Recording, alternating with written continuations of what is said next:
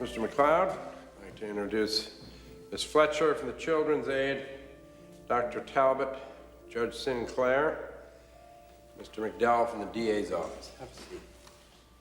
Is your legal counsel not with you this morning? I was told that this was an informal meeting. Is that not right? Oh, no. That's correct. All right. William, why don't you begin? Why didn't you just go to the mother and make sure that Charles had told her about the tutoring?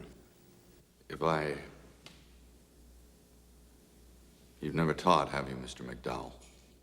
Taught? No. You can't teach a thing without giving away your trust. I don't think I follow. Let's say I was teaching you as a lawyer, to be honest. I couldn't trust you to tell the truth and then run around to the courtroom to see whether or not you were lying, could I? Not unless I was absolutely sure that you were lying.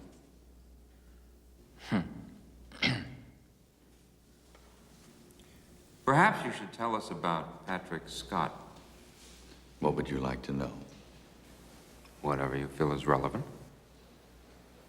Nothing. Please, humor me. Patrick was an outstanding student. He could have done anything, been anything. He was also very troubled. He's from a broken home, full of guilt, full of violent fantasies. Not unlike the profile of Charles. No, not unlike it. He, too, had a hard time with authority. I was one of the few adults, if not the only one, that he connected with. He developed a fixation with me that I didn't know how to deal with. I was 26. I didn't know a thing. When I did confront him with it on the way back from Boston, I was too frank, too hard. He became enraged, desperate, tried to step from the vehicle into the highway. That's not exactly what the jury found. Well, you asked me what I knew of Patrick Scott, not what the jury thought it found. But you did lose your job because of the conviction. Yes, I lost my position. Then why, 10 years later, would you pick a strange boy as a pupil? Second chance. Charles needed my help. I guess I needed his too. How would you define needed? I'm a teacher, Dr. Talbot. I make my living otherwise, but I'm a teacher. I'm afraid I don't follow you, Mr. McLeod. You were expelled from the profession? I'm not talking about a piece of paper. I'm talking about a moment of grace. A moment to prove that I could do it well and true. And did you? Yes. Charles is a good student. You're very fond of him. Yes, I'm very fond of him. As fond as you were of Patrick Scott. No, Doctor, much closer. Is that my crime? Is that what I'm accused of? No one's accusing you of anything, Mr. McLeod. We're simply interested in finding out the truth. My God, I wish you were. I beg your pardon. You're interested in the appearance of the truth, in the skim on its teeth.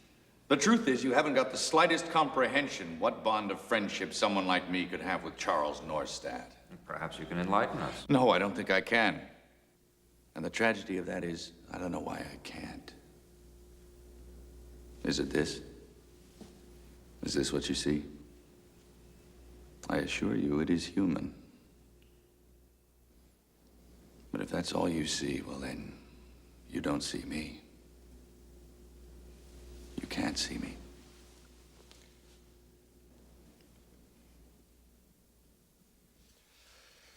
Well, perhaps we all need a short recess. When you charge me, what will happen to Charles? Mr. McLeod, no one has... Will he have to testify? This panel isn't... Will he be examined, tested, probed? That's enough. Obviously, the boy will be involved in further inquiries. That goes without saying. Your implication that this is some sort of violation is offensive in the extreme. Do I make myself clear? I apologize. And I assure you that I'm willing to cooperate with any course you feel is necessary to resolve our problem with fairness and discretion. Thank you.